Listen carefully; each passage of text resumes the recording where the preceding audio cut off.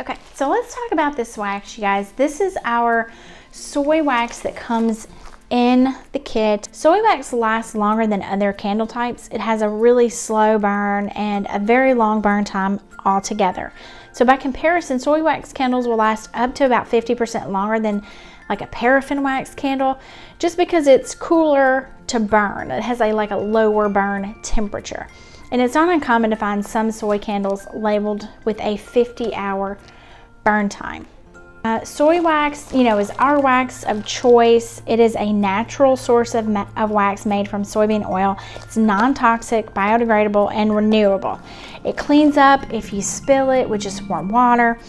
And if you add color, it does require more dye to sort of reach a deeper, rich color. But it burns cleaner than like a paraffin. And if you're adding scent, you might need some more time to cure and set before you burn it.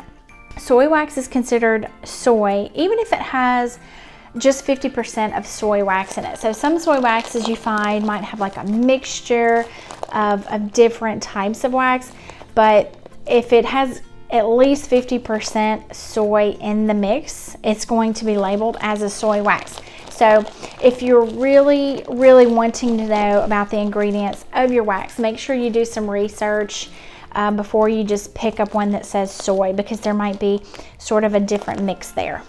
Okay, let's talk about paraffin wax for a second. I actually have some here.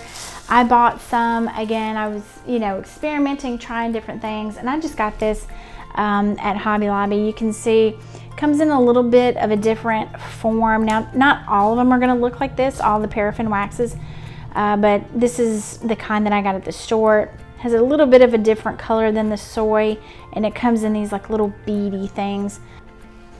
It is most commonly used in candle making because it's so affordable, but it does have a byproduct of oil refinement and petroleum. So just something to think about if you want to go with a more natural choice. It does have a better scent than soy, but it also produces a chemical byproduct in the air. So just some things to think about. If you want to go with a more natural option, then soy is a good option. And if you want to go with the paraffin, it's more affordable, it holds scent better, then just something to think about.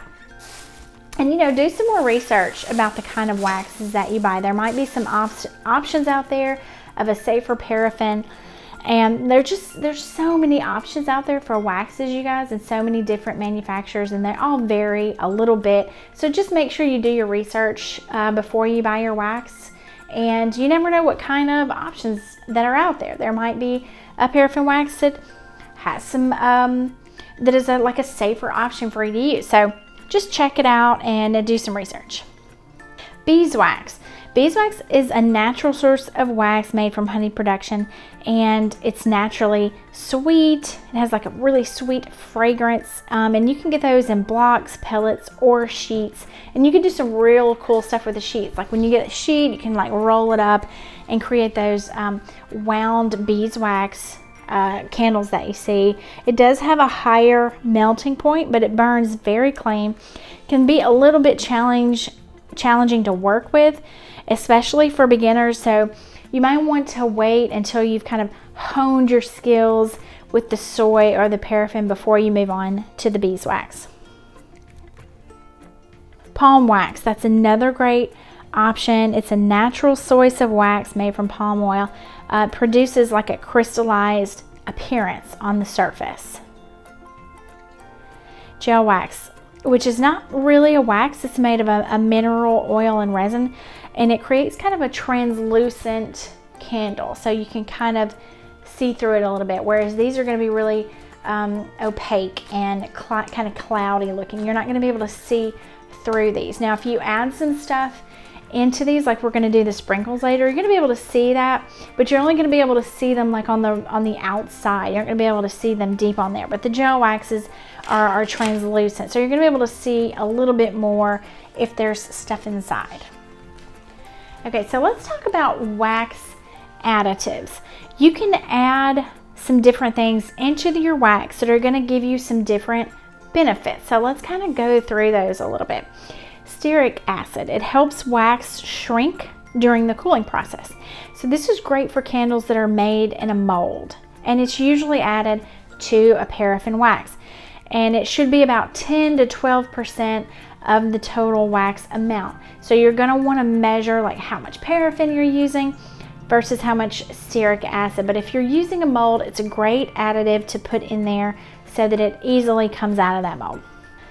Okay, so Vybar, which is an alternative to stearic acid, it improves the scent, it increases wax's melting point, and it hardens the consistency of wax. So this would be a great option for those of you wanting to maybe get into selling your candles. If it's going to improve the scent and improve the melting point and also hardens the consistency of that wax, it's gonna smell better, and it's gonna last a little bit longer, and it's going to make your customers happier with a longer lasting, better smelling candle. So petrolatum is a great additive to add, and forgive me if I'm not saying that correctly, but it does make your wax a little creamier.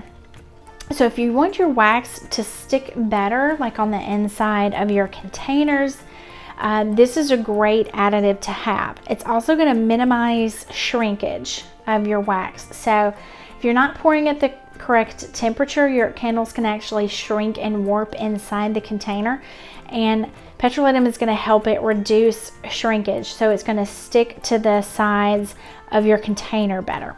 It also reduces the melting point and increases burn time. Okay, you guys, so that is it for our wax talk. Now we're going to talk about wicks a little bit.